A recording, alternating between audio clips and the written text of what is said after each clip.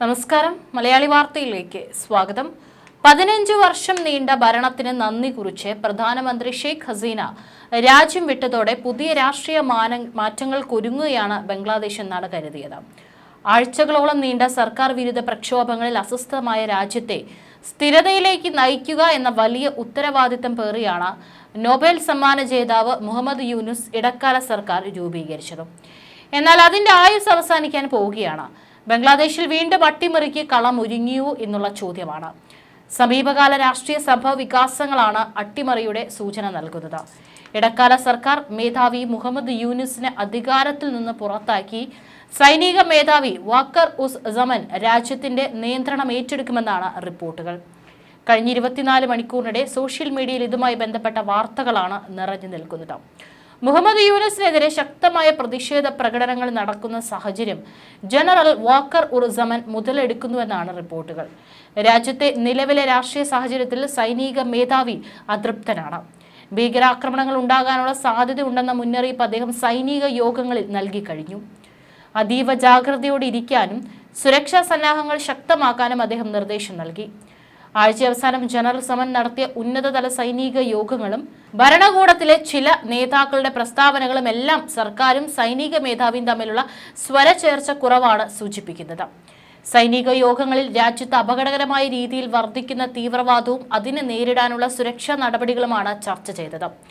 5 lieutenant ജനറൽമാർ, 8 major ജനറൽമാർ, independent ബ്രിഗേഡുകളുടെ commanding ഓഫീസർമാർ, സൈനിക ആസ്ഥാനത്തെ ഉദ്യോഗസ്ഥർ എന്നിവരുൾപ്പെടെ ഉന്നത സൈനിക ഉദ്യോഗസ്ഥർ യോഗത്തിൽ പങ്കെടുത്തിട്ടുണ്ട്. കഴിഞ്ഞ വർഷം ഓഗസ്റ്റിൽ ഷെയ്ഖ് ഹസീനയുടെ നേതൃത്വത്തിലുള്ള അവാമി ലീഗ് സർക്കാർ പുറത്തായതോടെയാണ് മുഹമ്മദ് യൂനുസിന്റെ നേതൃത്വത്തിലുള്ള ഇടക്കാല സർക്കാർ അധികാരമേറ്റത്. എന്നാൽ ഈ സർക്കാരിന് വിശ്വാസം പിടിച്ചുപറ്റാനായില്ല.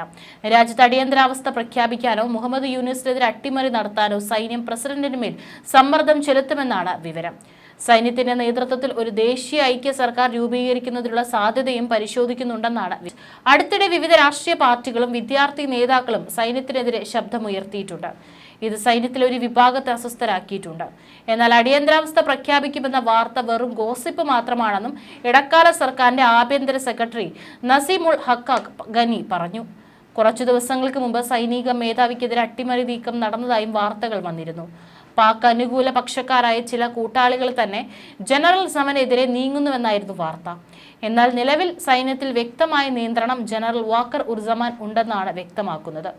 ധാക്കയിലെ ക്രമസമാധാന നില അവതാളത്തിലായതിനെക്കുറിച്ചും ഭീകരവാദം വളരുന്നതിനെക്കുറിച്ചും സൈനിക മേധാവി പലവട്ടം മുന്നറിയിപ്പ് നൽകിയിരുന്നു.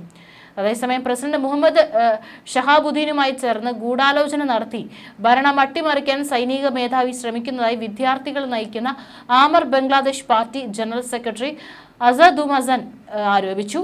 സൈനിക മേധാവി നിരന്തരം യോഗങ്ങൾ വിളിക്കുന്നതും ഗൂഢാലോചനയിൽ ഏർപ്പെടുന്നതും കാണാം.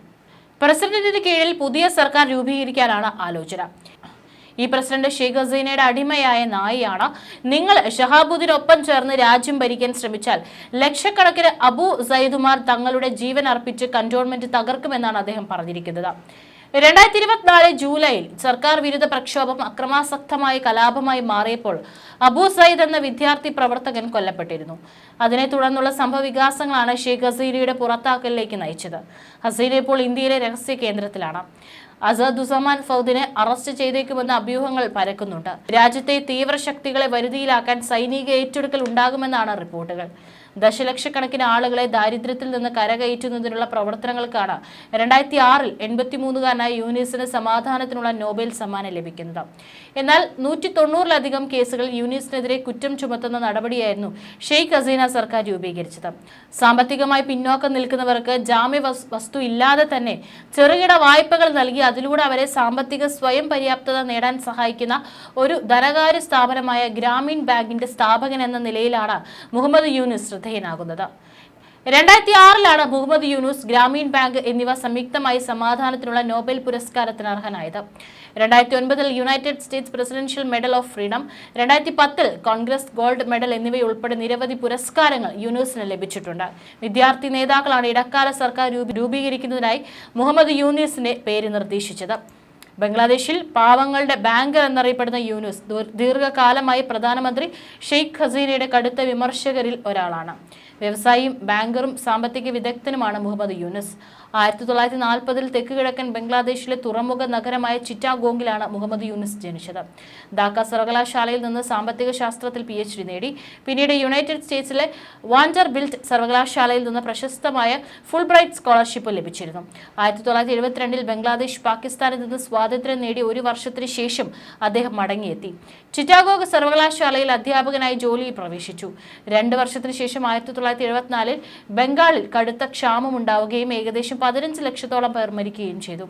ആ കാലയളവിൽ തന്റെ മേഖലയിൽ താമസിച്ചിരുന്ന ഏറ്റവും ദരിദ്രരായ ആളുകൾക്ക് അദ്ദേഹം സ്വന്തം പണത്തിൽ നിന്ന് വായ്പകൾ നൽകാൻ തുടങ്ങിയിരുന്നു.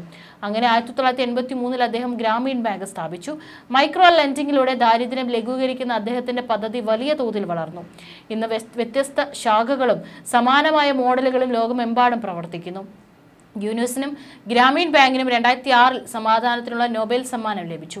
അപ്പോഴേക്കും ഏകദേശം $6 ബില്യൺ ഭവന, വിദ്യാർത്ഥി, മൈക്രോ എന്റർപ്രൈസസ് വായ്പകൾ പദ്ധതി വഴി നൽകി കഴിഞ്ഞിരുന്നു. ബംഗ്ലാദേശി സ്ത്രീകളെ വലിയ തോതിൽ പിന്തുണയ്ക്കാനും പദ്ധതി വഴി സാധിച്ചു. ബംഗ്ലാദേശിലെ ഭയാനകമായ ക്ഷാമത്തിന്റെ പശ്ചാത്തലത്തിൽ യൂണിവേഴ്സിറ്റി ക്ലാസ് റൂമിൽ സാമ്പത്തിക ശാസ്ത്രത്തിന്റെ ഗംഭീരമായ സിദ്ധാന്തങ്ങൾ പഠിപ്പിക്കാൻ ബുദ്ധിമുട്ടായിരുന്നു. പെട്ടെന്ന് പട്ടിണിയുടെയും ദാരിദ്ര്യത്തിന്റെയും മുന്നിൽ ആ സിദ്ധാന്തങ്ങളുടെ ശൂന്യത എനിക്ക് അനുഭവപ്പെട്ടുവെന്നും അവാർഡ് ലഭിച്ച ശേഷം 2006-ലെ നൊബേൽ പ്രഭാഷണത്തിൽ യൂനുസ് പറഞ്ഞു. ഒരു മനുഷ്യൻ മാത്രമാണെങ്കിൽ പോലും എൻ്റെ ചുറ്റുമുള്ള ആളുകളെ സഹായിക്കാൻ കുറച്ചുകൂടി അനായാസമായി അടിയന്തരമായി എന്തെങ്കിലും ചെയ്യാൻ ഞാൻ ആഗ്രഹിച്ചുവെന്നും അദ്ദേഹം പറഞ്ഞു. 4 പതിറ്റാണ്ടിലേറെയായി ബംഗ്ലാദേശിലെ ഗ്രാമീൺ ബാങ്ക് ലോകത്തെ ഏറ്റവും ദരിദ്രരായ 10 ദശലക്ഷത്തിലധികം ആളുകൾക്ക് ഈട് രഹിത വായ്പയായി ഏകദേശം $37 ബില്യൺ വിതരണം ചെയ്തിട്ടുണ്ട്. എന്നാൽ യൂനുസിനും ഗ്രാമീണ ബാങ്കിനും എതിരെ വിമർശനങ്ങളും നിരവധിയാണ്.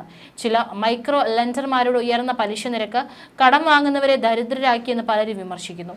കടം കൊടുക്കുന്നവർ ചെറിയ വായ്പകളിൽ നിന്ന് വലിയ ലാഭം നേടിയെന്ന് വിമർശനമുണ്ട്. എന്നാൽ ഗ്രാമീൺ ബാങ്ക് ലക്ഷ്യമിടുന്നത് പണം സമ്പാദിക്കാനല്ല, മറിച്ച് ദരിദ്രരെ സഹായിക്കാനും ചെറുകിട ബിസിനസ്സുകളെ ശാക്തീകരിക്കാനുമാണെന്നായിരുന്നു യൂനുസിന്റെ മറുപടി.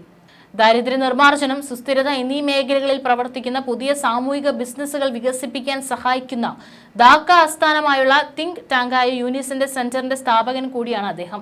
നൊബേൽ സമ്മാനത്തിന് പുറമെ US-ൽ നിന്ന് ഉൾപ്പെടെ നിരവധി ദേശീയ അന്തർദേശീയ ബഹുമതികളും യൂനുസിന് ലഭിച്ചിട്ടുണ്ട്. 2009-ൽ United States Presidential Medal of Freedom, 2010-ൽ കോൺഗ്രസ് ഗോൾഡ് മെഡൽ എന്നിവയും അദ്ദേഹത്തിന് ലഭിച്ചിട്ടുണ്ട്.